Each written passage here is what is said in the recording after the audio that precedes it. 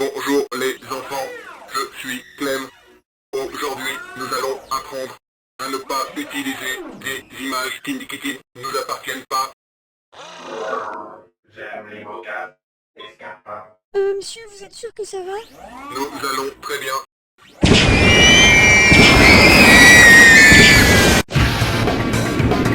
Oh putain, c'est vrai! Comment on a laissé le truc?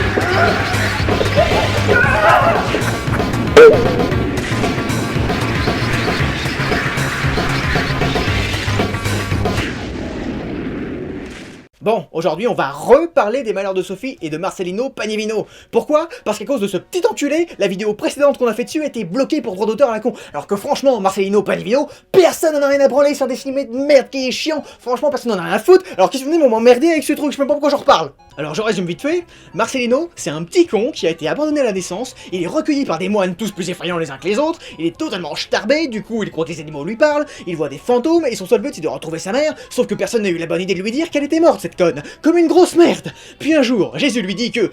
Ah oui, c'est vrai, oui, parce qu'il parle aux animaux, mais il parle aussi au crucifix géant qui est dans le grenier du monastère, à qui il amène tous les jours du pain et du vin, d'où son putain de nom, Marcelino Pagnivino, si vous suivez.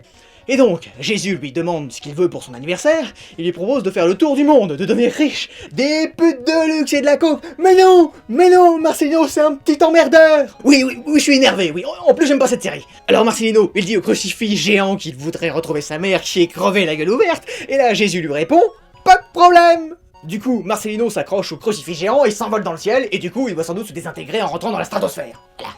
Oui, je suis énervé, oui, parce que j'aime pas cette série de merde. Voilà, j'aime pas ça, c'est... Plus ils ont bloqué ma vidéo, ça m'a... Hein, voilà. Putain, je sais même pas pourquoi j'en parle, de ce truc-là. Bon, les malheurs de Sophie, maintenant. Ça va, j'aime bien, mais c'est pareil, il y a quand même plus festif. Sophie a une enfance plutôt heureuse, sa mère est un peu stricte, mais elle manque de rien, elle est même chouchoutée. Sauf que sa mère, elle meurt dans un putain de naufrage de bateau, et son cousin aussi, qui est accessoirement son meilleur ami. Pas de bol. Combo! Du coup, elle est recueillie par sa belle-mère, qui est une grosse salope avec des délires un peu SM qui la bat jusqu'au sang. Double combo! Elle vit une enfance horrible du coup, sans cesse tourmentée par la mort de sa mère, et surtout par le fait que sa belle-mère soit en vie. Mais heureusement, tout se termine bien. En fait, Paul son cousin a survécu au naufrage. Mais sa mère, elle est morte de chez morte, quoi, au fond de l'océan, bouffée par les poissons et tout, c'est terrible, elle est morte. Elle est finalement adoptée par la meilleure amie de sa mère, et sa belle-mère meurt. Sophie se marie, et elle est enfin heureuse, tralala youpi. Elle au moins, elle parle pas un crucifix dans un grenier, je suis désolé, hein, parce que l'autre, le taré chez les moines, c'est carrément l'exorciste. Hein.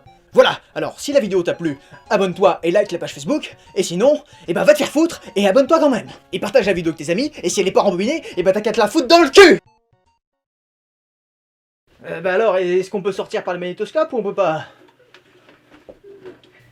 On devrait pouvoir rentrer chez nous en passant par là.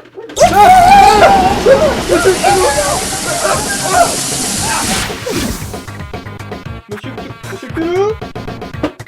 Monsieur Cthulhu? Oh putain. Monsieur Cthulhu.